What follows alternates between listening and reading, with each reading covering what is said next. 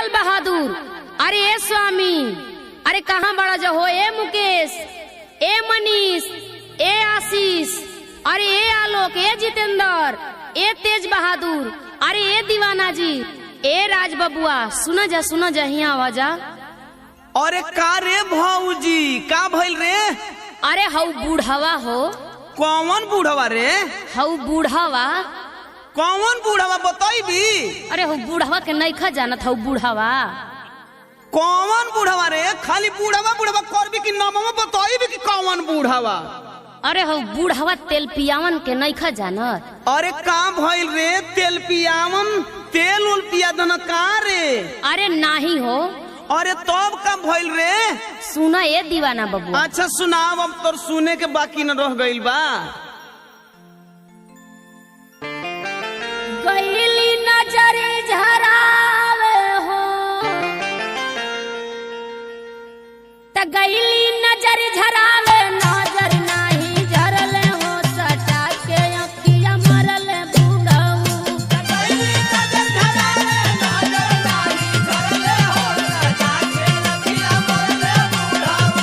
गईली नजर झरावे, नजर नाही झरले हो, सटा के अखिया मरले बूढ़ऊ। अरे दीवाना, हाँ बाबा बोलो। अरे हमारा बुढ़ाई में अजहराई में लठना न लगावतिया हो। हे बुढ़ऊ, ताहरा बुढ़ाई पे लक्षणा लगाओ तनी कि जीवन हमारा संगवा कइला उहे बताओ तनी। ए जितेंद्र वो भौजी, तू तनिका बाबा को विशेषता हमारा मुंह से सुन ल कि यह बाबा का अंदर कितना गुण बा। अच्छा तो सुनावा। वैसे तहरा बाबा की विशेषता के बारे में हम जानत तानी, लेकिन तू सुनाइए ना। अच्छा तो ये भौजी, अब तू हमारा बाबा को विशेषता सुना कि हमार बाबा में कौन कौन गुण भरल बा।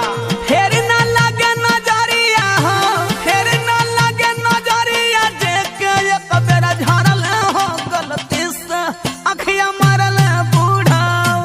फेर न लगे नजरिया, देख के एक बेरा झरल हो, गलती से अखिया मरल बूढ़ाऊ।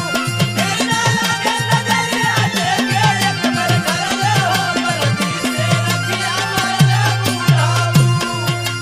अरे काय फलाना बो, हम कहाँ आँख मन के हो, तू झूठो का लक्षणा लगा के हमार ओझाई या सोखाई कुल बिगाड़ डल, साथ साथ में बूढ़ हो बिगाड़ डलू का हो।